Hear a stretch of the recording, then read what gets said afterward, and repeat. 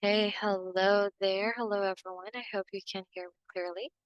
And well, today I am to continue our lecture here in EL9 in teaching and assessment of grammar. So we are still in Module 1 and we are already here in we are almost at the end of the lesson. I mean, almost at the end of the module. So my presentation tonight is about the techniques in presenting grammar. So I hope you can um, you can see this one clearly. So we are now into different techniques in presenting grammar. So let us not delay any further and let's go immediately to our lesson. So the first one we have here direct explaining or explicit approach. Um, I just uh, I just wonder if you have already an idea about this one. Uh, I wonder if you were able to have this topic before we had this class or during your previous years in BSET English. But when you say direct explaining, this is when you explain grammar rules directly using the student's mother tongue. So in our case, the mother tongue that the teacher will probably be using is vernacular or Cebuano Visayan. So it says that this has the advantage of allowing students to contrast an item of grammar in English with an item of grammar in the student's own language. Also, if you remember during our last session, I guess not in this subject, but in, if I'm not mistaken, EL4, which was about second language and first language, right? How first language affects your learning, or how your first language affects your learning of the second language, stuff like that. So again, it is not bad to use Cebuano Vernac or Cebuano Visayan in explaining grammar rules, grammatical rules. It is okay. As an English teacher, it is okay to use Bisaya from time to time because your aim is to let your students understand. But the challenge here is that you have to make sure that you're speaking English most of the time. Your students will be able to witness how English is used during lectures. Okay, but if you want to specify it even more, you can use Bisaya. Okay, so that's what explicit approach or direct explaining is all about. Okay, the use of mother tongue. Okay, so you are directly explaining with the mother tongue language or with the mother tongue. So the next one we have here is direct. Oh, no. The next one we have here is discovery, grammar, or implicit method. Okay, so when we say implicit method, this now talks about discovery. So this time, students, they have to discover the grammar rather than tell them what it is. So you do this by choosing a text which contains lots of examples of the target grammar. For example, if it includes regular verbs in the past simple form, for example, is lived, traveled, move, ask students to underline all the verbs in the text and ask them to say what they notice about the verbs, which they which will be that they all end in ed. So I hope you got it. Like, this is just a simple thing. You present grammar in a way that you use text. And how you are going to make text useful is that you are going to look for certain words that is still relatable to your topic, of course. So you let them discover by looking, or you searching for something within the text that is relatable to the current topic. So for the example that was given here in the module is about verb, right? In a past tense, simple past form. So students are going to look for verbs in general, and let them notice what is in common between, or what is in common among those verbs that they have found. So that is a great example of, or that is an example of discovery grammar, or discovering the grammar or implicit approach. Next, and the third one, we have here using pictures or drawings or illustrating grammar points. So this one is very simple. Okay, so you'll be using a board here, an illustration, a picture, a drawing that they can, or wherein they can apply certain grammatical rule. So for example, for in this one, the given example here in the module is about the use of going to a sentence. So the picture that was given, so a picture of a person dreaming of a future ambition, can be used to introduce going to. Okay, that is perfect for the topic going to, right? It talks about future intention. So what about if we talk regrets, right? So that probably will be dealing about the past, right? So you can ask your students, uh, what were the past decisions that they've made, and uh, if they were, if they could pinpoint that one, or if they could mention that one, what would it be? So that one, that's a great example of um, pictures. So you give them a picture that can be related us to the past. Sample, for example, like someone is looking back at something. Okay, so you are looking back, figuratively, you're talking about the language. I mean, the past. Okay, so next at number 4, we have drawing timelines. So when you say drawing timelines, this is very useful when you're talking about mm, the tenses of verbs. That's number one, or the only one that I can really think of that you can use with a timeline, because you know how a timeline looks like, right? So a timeline, you have here a line, right? So in a line, ito, curve ba sa line? Ay, kalisod ba draw a line? But yes, that's the idea here. You have to draw here a line. So here is the center, and then, okay, on the sides, right? So this is the timeline. Now, what you're gonna do is that you are gonna present verbs. So this one over here is going to be the present in the middle, and then the future in here, and then the past. Okay, so for example, you are gonna go, or you're gonna say an action that had happened in the past that still continues in the past. So that's an example of past continuous. Okay, an action that is continuous within, or that is ongoing in present time. So that is present continuous.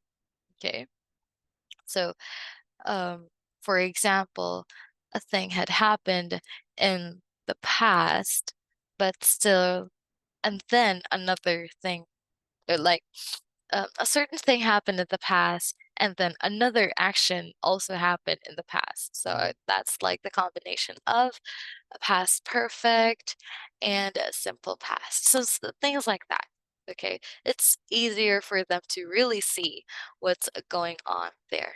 Okay, so that's it. That's a drawing timelines. I hope you were able to understand that one. That was an awful drawing. I know. That's why I'm an English major. I don't have that kind of talent. But anyway, moving on. I wanted to ask if you have any questions, but I forgot this. is not done online and it's just me talking the whole time. But anyway, I hope you do understand what I'm talking about here. I'd be disappointed if you didn't. Mm. Okay, so moving on to the fifth one, we have here asking concept questions or checking understanding. So, one way to check your students' understanding is to ask questions. If they can answer the question correctly, then you can say that they were able to understand the topic. And this is what asking concept question is all about. So you're going to ask questions about the grammar structure. So for example, the sentence uses past simple, and then you're going to give the students this example sentence. He left university in 20 in 20 in 2008. Okay, so he left university in 2008. So you're going to ask students concept questions, concept that is still about the grammar to check their understanding as to what had happened. So the teacher or the student conversation would be like this. So we have an example here. So is he at so the teacher now asks, is he at the university now? Okay, we are basing it here to this question over here. Okay, we're basing it in here over there. So now the teacher will ask, is he at the university now? Okay, the students will answer no. And this teacher then asks, was the action in the past? And then they will say yes. So if they were able to answer all those questions correctly, then we can say that they were able to grasp the concept that is happening in the in simple past, which is also present in the sentence. Okay, so also take note that in asking concept questions, questions should usually be designed to elicit yes or no answers, okay, from students because the aim is only to check their understanding. Now, you only have to, again, in asking concept questions, you're only going to focus with the the sentences that you gave, okay, and related questions within the sentence, and make sure that those questions only elicit yes or no answers. All right. I hope everything's clear with that. Let me erase these as we move on. So the next one is using tables. Do you have any idea what that is? Okay, so when we say using tables, you're just gonna show this is like showing the form. You know, do you remember back then? Well, when you were in elementary, like you have table. Okay, it's not really that clear. Let me change the color. It's like you have a table. Um, he- huh, and then you can say like he,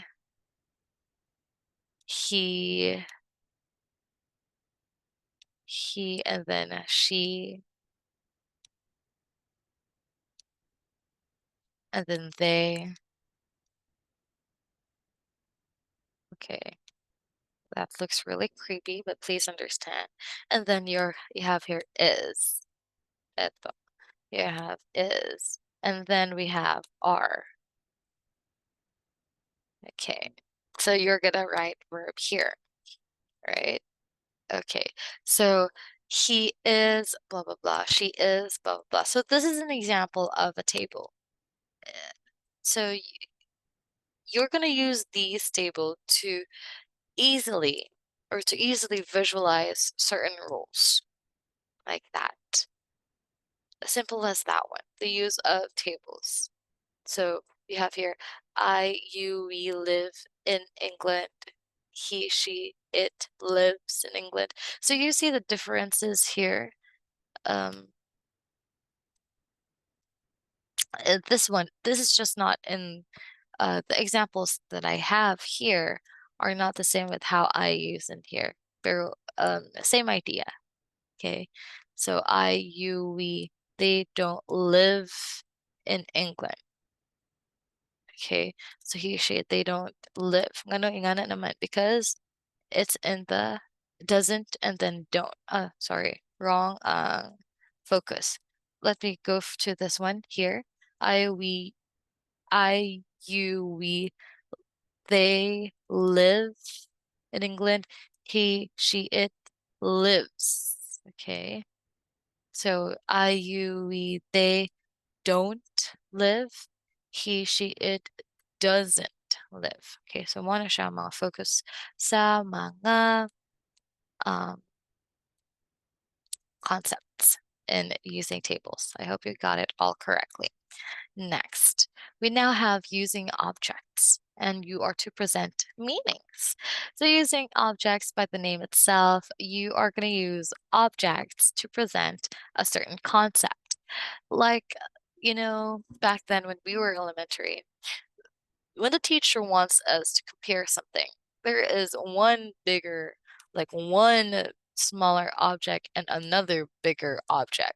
And that time, we are to see the differences between that. We are to compare them.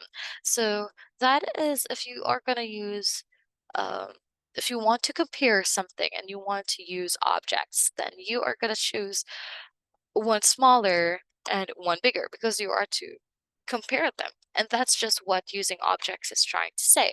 You're going to present um, a concept with the use of certain objects, not only in comparison, but also you can use it with prepositions in, on, at, in, on, next to, below. So for example, we have a ball and a box.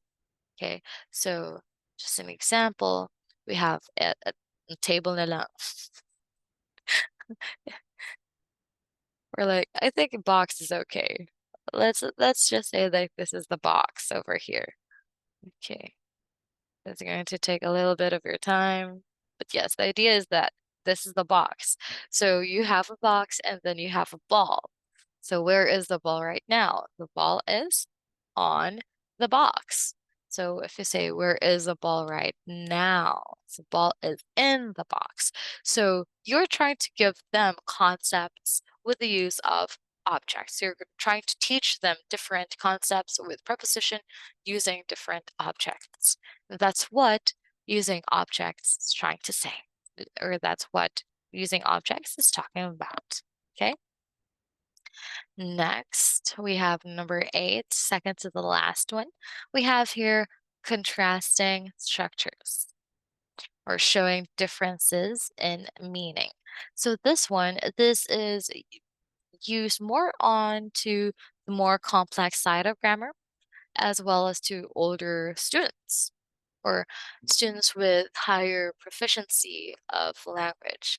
Now, with higher level grammar, it's useful to ask students to contrast two grammar structures, which are similar in certain ways, but which have an important difference in meaning. So, for example, these two sentences contrast two different meanings of present perfect tense. So, he has been to London and he has gone to London.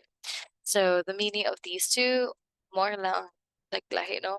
Been and gone, but the meaning of these two sentences are quite different. So, um, A, it means that he went to London and returned back. Okay, 'cause he has been naman. And then whereas B, he went to London and is still there. So, meron to siya, he has gone to London. Nilakaw siya pa London. It's like that if we translate it to Cebuano Visayan, or if we translate it to Bisaya. So that's what contrasting structure is trying to say. And when you want to present grammar using correcting common grammatical mistakes or choosing the correct sentences, you are then to give students two sentences or a set of sentences, let's say three, and then one sentence has a mistake or two of those has a mistake. um, two of those have mistakes. So um, you are then ask your students which one or which among the sentences has a mistake. So with that, um, you'll be able to recognize which student was really able to grasp the concept of the sentence or the grammar that you were trying to teach.